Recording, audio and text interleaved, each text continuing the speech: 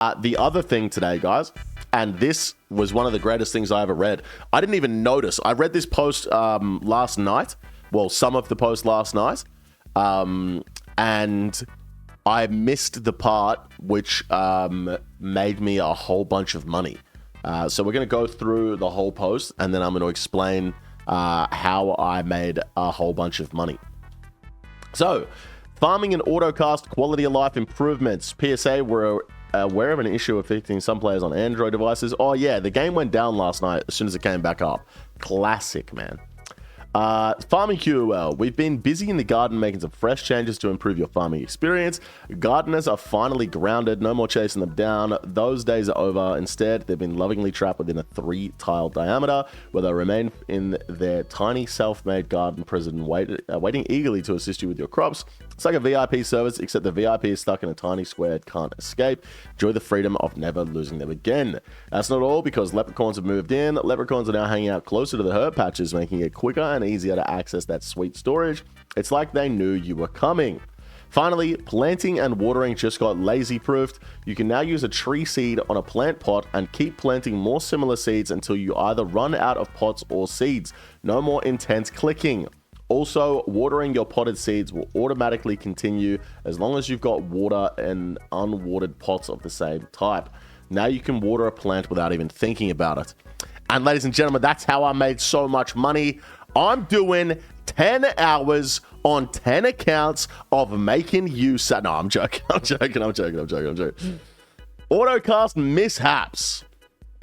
Ever been drained by that pesky bat in the Inferno? Gone to heal up with Blood Barrage and landed straight into the loving embrace of a gel Imcot the melee, sending you straight back to square one? Or maybe you brewed down in Tob, Kodai raised high, only to majestically bonk the aggro crab at Nilo, instead of landing that crucial freeze. Well, suffer no more, because Autocast just got smarter. Your Autocast will now stick around even if you don't have the level or runes to cast the spell.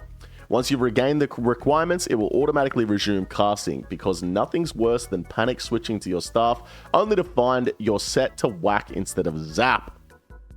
Kodai bonks are so funny though. They are, bro. They really are. Select any spell to autocast. Even if you lack the level or runes, autocast won't be cleared if you temporarily cast the spell. Run out of runes or got drained?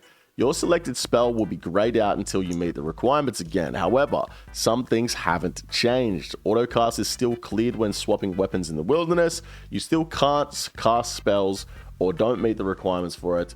It just won't wipe your selection anymore. Now, this is a very important one because you still can't autocast in the wilderness, which is great. If people could autocast in the wilderness when swapping spells, they would be able to one-tick barrages so easy. It's crazy. And Lockie sent me this morning. This is a Reddit post. Autocast is still cleared when swapping weapons in the wilderness. Please change this in the future. If you want to get new players into PvP, changing this is how you do it. That's how you do it, is it? Okay, right. If you really don't want it in PvP, just make autocast one tick slower in the wilderness, or even better, make it not work versus players. Just let me swap my weapons when I'm PVMing there, please. This guy just said what he wanted to say to try and get this in the game. Oh, this will get new players into PvP? No, it fucking won't, bro. You just want to use it on PVM in the wilderness, which is fair enough. But let's not lie to ourselves here. You know what I'm saying? You know what I'm saying? Crazy. Hey, I'll raise it with the team for feedback. I think it could get a bit spicy with some people due to potential of making one-ticking spells easier. But maybe we could find a way to make it work in PVM in the wilderness, i.e., if you haven't been in combat with another player in the last 30 seconds. We would love to hear people's thoughts on this if possible. Anyway. What's in it for you? Level 3 accounts can now avoid gaining combat XP by keeping autocast set without accidentally smacking something. No more tragic misclicks in high-stakes fights. Your spell will be ready when you are. So go forth, cast with confidence, and never fear the accidental staff bonk again. Crazy. Crazy, crazy, crazy, crazy. Plaudits updates. Last week we introduced Plaudits to the Castle Wars reward shop as a way to offer meaningful rewards for participation.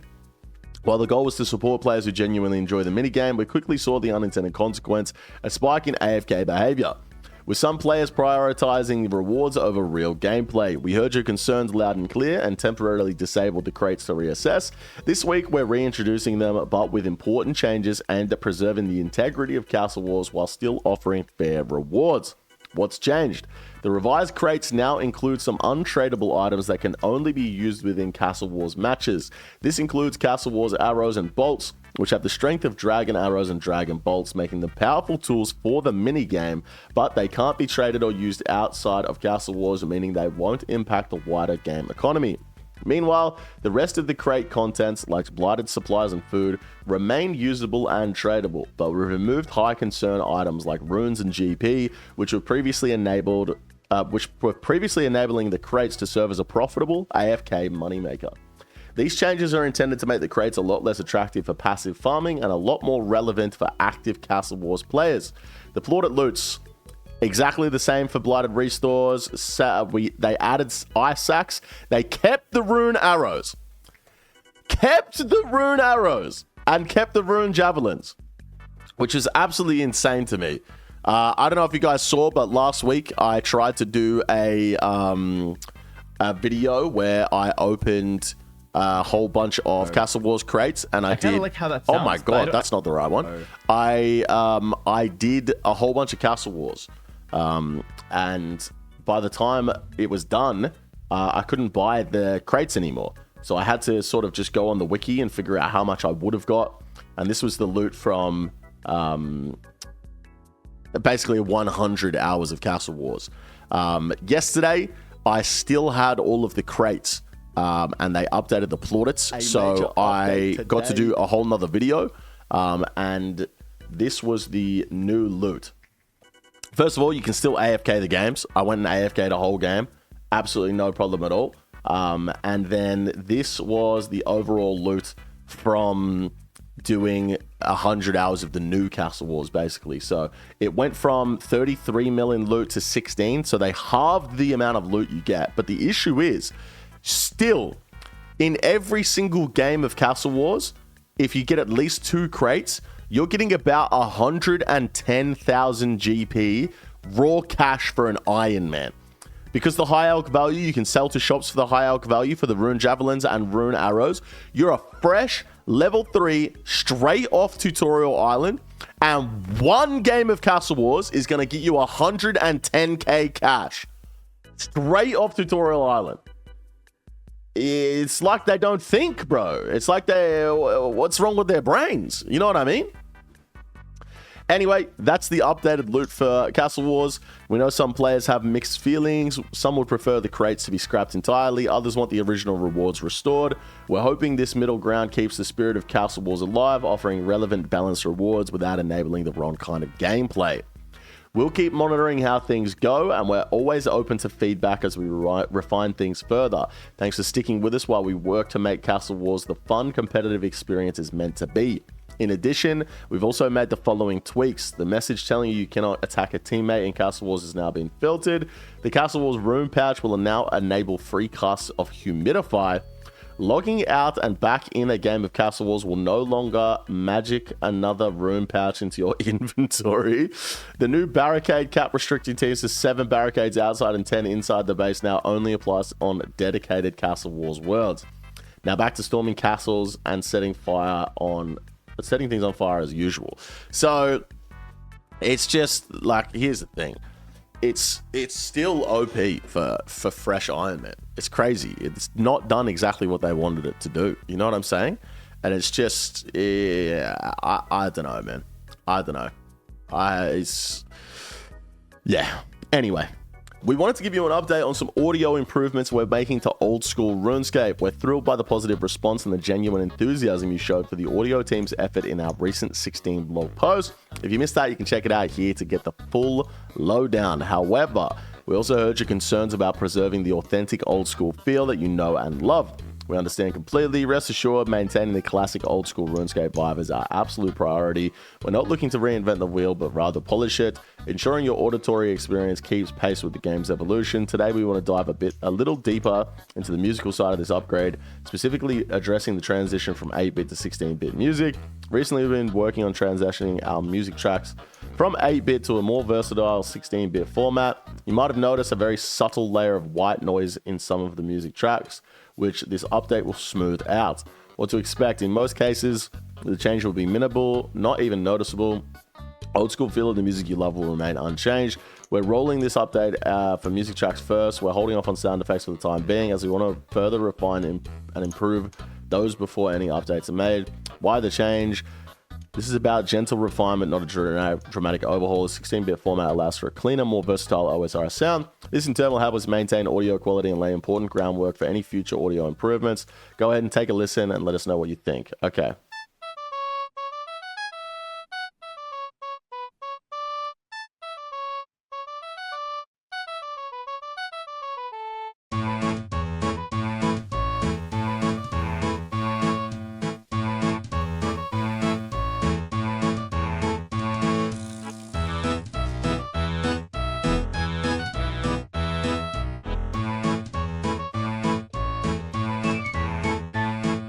Can you even tell the fucking difference?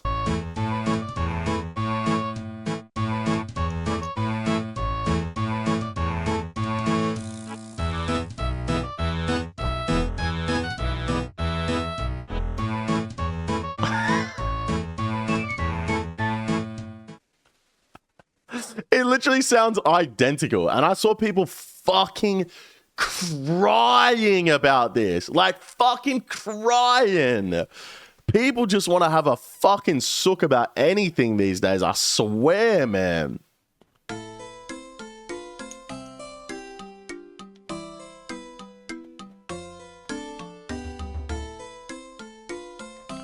It's the exact same.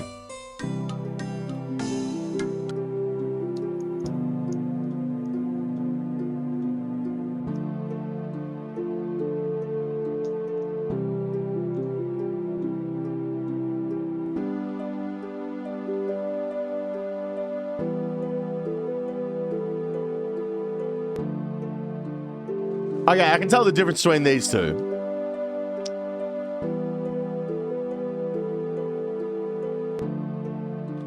I can hear the difference between these ones. But you barely can tell, bro. Like, it's fucking, it's nothing, man. It's nothing. People just love having a cry. Anyway, behind the scenes, we've been working hard. We've been hard at work on bringing Yama, the Master of Packs, to life. So we thought we'd drop in and let you know where we're at. This section will assume that you're up to date with Yama. So if you need a refresher, then make sure to check out the dedicated blog by clicking here. The core encounter, meaning without any contracts applied, is more or less finished. So we've invited a handful of players to test what we've got so far. If those playtests go well, we'll be able to lock in a release date and share it with you ASAP so that you can book time off work, stock up on snacks, and move to a quiet place in the countryside, free from distractions, where whatever it is you've got to do to satisfy your PVM itch. Naturally, we're not going to show off the fight itself here, but we'll give you an exclusive preview of the Demon of the Hour and his reasonably sized throne.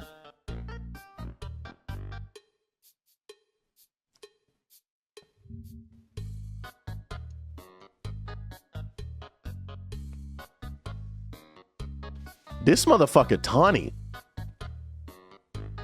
This dude's small as hell. Look how tiny he is.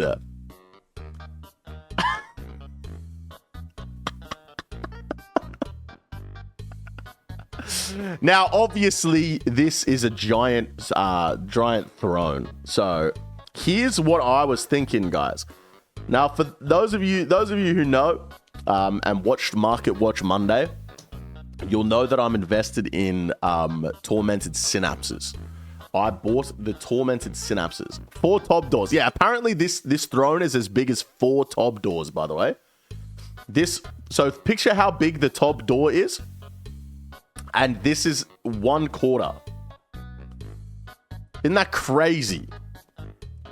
Yama is 7x7. Have they announced that? Have they announced that Yama's going to be 7x7?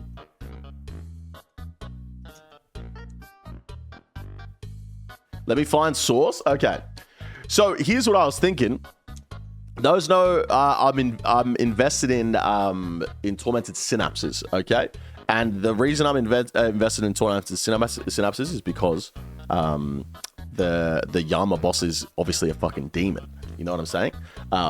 So Demonbane spells are going to go... not Demonbane spells. Demonbane weapons are going to go up.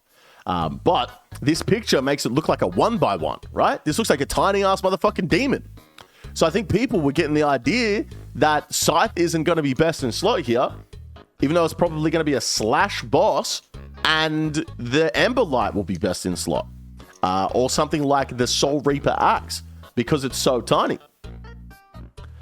That wasn't the reason, but that's what I thought. We'll get to what is happening in a moment, but this is why you should always double check the dimensions on your flat pack furniture.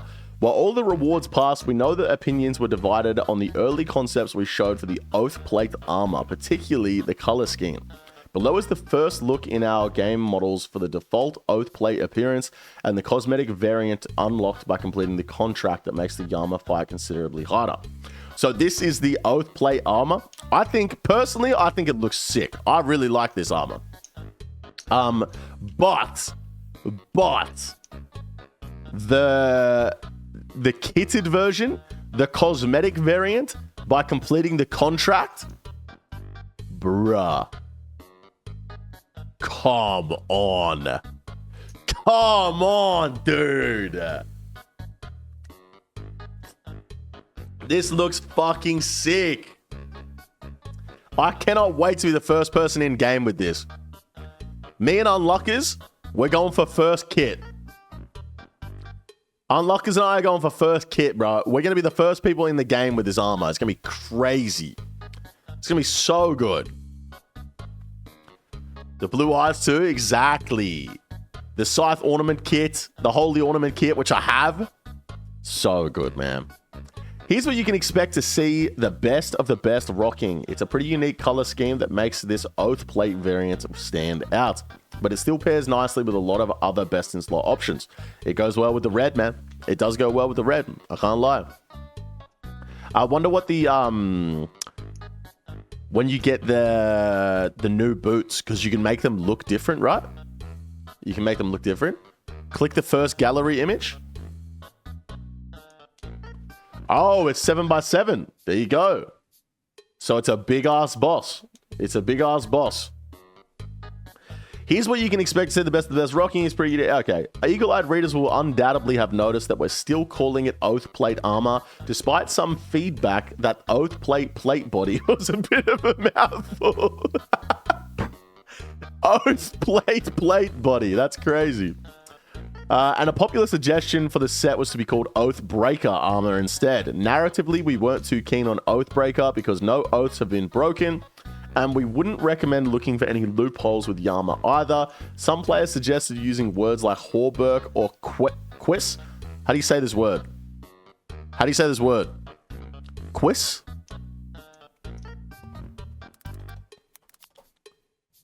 Cuisse. Cuisse. Cuisse. Cuisse. Cuisse. Cuisse. Cuisse. Okay. Cuisse. Where is it? But these don't really match up to the appearance since they're specific terms. For now, we're sticking with Oathplate helm, Oathplate chest, and Oathplate legs. No plate body needed because there's the clues in the name. Okay, cool. Beyond Yama itself, we've made progress in the Chasm of Fire skilling activities. Take a look.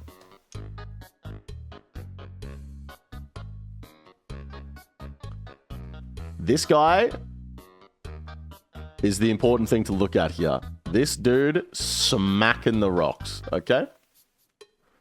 The video above should give you a look at what you'll find yourself doing if you're looking to earn some GP by making a piece of the Oathplate armor yourself using armor shards. One player can be seen mining some infernal shale at a large vein. This is a super laid-back approach that is very low intensity but doesn't yield a higher output. Next to them, you can see somebody mining considerably more actively and wiping sweat from their brow. But there's not a pestle and mortar in sight.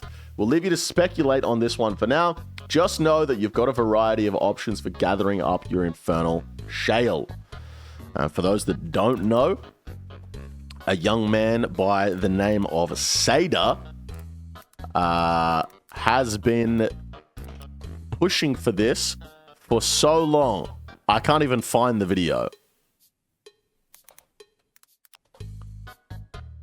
Yeah, here we go. This is the one.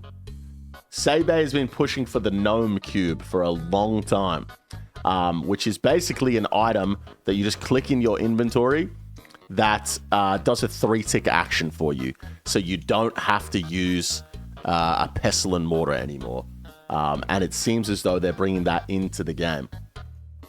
In the background, you can see another player who's all done with mining starting to smith their Oathplate bars, timing their actions perfectly to smelt and quench at lightning speed. Not shown here is the final step, smithing. While we don't have enough hands to show it off here, you'll have a neat timing-based smithing activity to speed up the time on the anvil. Wait, you can make the Oathplate armor by mining? Yep, so it's going to be worth fucking nothing then, right? Oh, you have to have the shards and the drop. I see. All in all, skilling activities give you a bunch of options for intensity that let you get out what you put in. While they're not exactly universal methods, we think they're a lot of fun and hope you'll enjoy them for yourself on Yama's release, even if you're not looking to take on the formidable demon himself. That's all we got for now. We're excited to see how our playtesters do this week and get a release date in front of you as soon as possible, so keep an eye out. Now, there's a reason why Tormented Synapses have done this, ladies and gentlemen. That's right. Yes, they've come from 43 mil all the way up to 48 mil today. And for those of you that remember Market Monday on Monday, I have 110. I have 110 Tormented Synapses in my bank right now. So if I was to sell right now, I'm up 500 mil already, but I'm not selling. We'll get to why they've gone up in a moment, but it's not because people thought that the demon was a 1x1, okay? It's not because of that. The Great OSRS Extravaganza competition. With Easter just around the corner, we're getting in the mood with a cracking new community competition. Prepare your brushes, markers, and questionable artistic skills. It's time for the OSRS themed egg decorating competition. That's what you thought, though? That is what I thought. I can't lie. Mod Goblin said the gnome cube won't be a thing and it's only something that works in that mine. Okay, so it's a gnome cube for that mine. What? Yeah. All right, cool. Want to see your best or worst attempts at turning an egg into a masterpiece worthy of the evil chicken? Whether you're working with chocolate eggs, plastic eggs, or good old-fashioned fridge egg that definitely wasn't meant for this, get creative and bring Gillinor to life egg style. Snag an egg-like object, decorate it with an OSRS theme, whether it's an iconic NPC, a legendary weapon, or just a very cursed attempt at a potato cactus. It'll be in that mine and people will ask for it to be everywhere and it will one link later. Yeah, exactly. Snap a pic and submit it to either the hashtag egg competition channel in the Discord. Okay, is anyone doing this? Good luck to people that are. Funniest egg, the one that cracks us up the most. I'm going to paint myself white and become an egg, bro.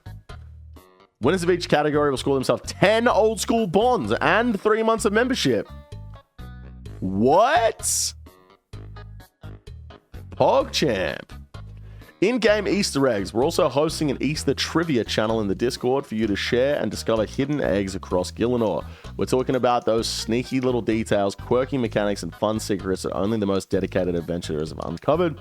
Think you know it? Obscure OSRS Easter egg. Drop it here. Need inspiration. Blah, blah, blah. Starforge systems. Don't care.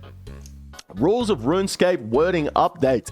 This one's not strictly related to this week's game update, but we wanted to make sure you were in the loop. We've updated the wording on our Rules of RuneScape page so that it matches up with our T's and C's specifically to the wording around real-world trading. The following paragraph has been updated. Real-world trading means buying or selling in the real world for real money or in exchange of anything of value. This things that relate to Jagex accounts. In plain terms, this adjustment is to make it clear in the rules though it was already clear in the T's and C's that real-world trade does not need to involve real money and pertains to anything of value. This should make it clearer that performing out-of-game services like using your Twitch channel or Discord server to advertise other Twitch channels or Discord servers in exchange for GP is categorically real-world trading, as is paying for these services in this manner. This was just an obvious one. You know what I'm saying? It's like, it's crazy that they have to, it's crazy that they have to fucking, you know? It's nuts. Tasty's record for that FM he's using for boosters and advertising there. Yeah, exactly. So that is obviously real world trading. He is advertising their Discord service for an in-game service. However, Tasty can get out of this because it says right here, in exchange for GP. He is not doing it in exchange for GP. He's doing it in exchange for services. So, you know what I'm saying? He gets away with it. But the amount of times I've had Discord servers hit me up and say, "Hey man, will you do a sponsor for us?" As he's paying for services in this manner. Nah, Tasty's fucked, bro. Tasty's fucked, bro. I've had Discords, they've hit me up and say, will you do a sponsor? I'd be like, all right, how much you paying? And they'll be like, we'll give you a bill. And I'm like, first of all, a bill, 1 billion GP, that's like fucking 10% of what I'd be asking for in real world value if I sold it on the black market. Are you insane? Second of all, that's against the game rules. Like, are you dumb? But these Discord services have been doing it for a very, very, very long time. They've been doing it for a very long time. But here's what's going to happen now. This is not going to change anything. These Discord services are still going to be getting their advertisement in. They're just going to pay for the advertisement with real world money that they got from selling the gold. You know what I'm saying? It's going to be the exact same thing now. I think they just need to ban all services. Personally, that's what I think. You know? Obviously, I made a lot of money from selling services. But the whole time I was doing it, I'm saying this is dumb. It shouldn't be in the game. But if it is in the game, obviously I'm going to fucking take advantage of it. You know what I mean? They just need to ban all services. It's getting ridiculous. You know what I'm saying? Just turn everyone into an Iron Man. I think everyone would like that. Guys, I don't know how to tell you guys this, but I'm firing Mike. I'm firing Mike. Before we get into the usual bullet point list, we've got one change this week we'd like to expand on a little. Now, this is where the Tormented Synapse went crazy, guys. Okay, this is what happened. This is exactly what happened right here. While playtesting Yama internally, we noticed some unusually high accuracy rolls with Demonbane spells. Turns out that since release, the Purging Staff and Demonbane spells have been more accurate than intended. With this week's game update, we're fixing a bug where Demonbane spells were multiplying accuracy incorrectly with the bonuses from the Purging Staff and Mark of Darkness. While not many of you are using Demonbane spells, there are a handful of places that we suspect people might feel the bug impacts them. To compensate, we're reducing the magic defense of some NPCs. We suspect that with these changes, you likely won't notice any difference, but we'll be keeping an eye out for feedback. Keep in mind that Tormented Demons aren't really relevant here, owing to their shield mechanic granting 100% accuracy. So if you're wondering why they're not on the list, then you've got your answer. Krill Sutzeroth has had its magic defense reduced from 130 to 80. Skatizo has had its magic defense reduced from 130 to 80. Demonic Gorillas have had their magic defense reduced from 50 to 20. Cerberus has had her magic defense reduced from 100 to 65. It's a 0.7 DPS buff at Zami for Shadow. Crazy, bro. Absolutely crazy. But none of that matters. If you guys watched Market Watch Monday, on Monday, you'll remember I said I bought 110 Tormented Synapses. Not because Yama is a demon. I bought 110 Tormented Synapses because I thought with the way the bosses have been going in RuneScape recently, normally you'll see the weapons that were dropped from the boss or the armor dropped from the boss is useful at the boss. Fasani's Nightmare drops Inquisitor. It's weak to Crush. TOB drops the Scythe. It's weak to Slash. The Twisted Bow is insane in Chambers of Xeric. The Tunic and Shadow is crazy at TOA. But recently, they've started moving away from that. You get the Magus Ring from Duke Suculus. You get the Bellator Ring from the Whisperer, right? And I was just thinking, wait a minute. Maybe they're moving away. Maybe the Scythe isn't going to be best in slot. Maybe it's not going to be weak to Slash. Maybe it's going to be weak to something else. And what would make sense? People use Ember Light everywhere. People use the Scorching Bow in niche scenarios like at Zami. Nobody uses the Purging Staff fucking anywhere. Anywhere. Nobody uses the Purging Staff anywhere. It's a demon boss. They want to find a use for the Purging Staff. People need tormented synapses. And they've basically just said it right here. Internal playtesting, Purging Staff, Demonbane spells. They spelt it out for us, ladies and gentlemen. This is not financial advice. But come on, bro. Come on, dude. So, basically, I'm in the money. Like I said, I've already made 500 mil on these tormented synapses. Yeah. You're trying to pump and dump us? I am. I think everybody should buy tormented synapses right now. I'm trying to pump and dump everyone. As soon as they reach 50 mil, I'm going to dump my whole stack. You know what I'm saying? But yeah, I think it's going to be Mage at Yama. Unless this is like a big fucking, this is a red herring.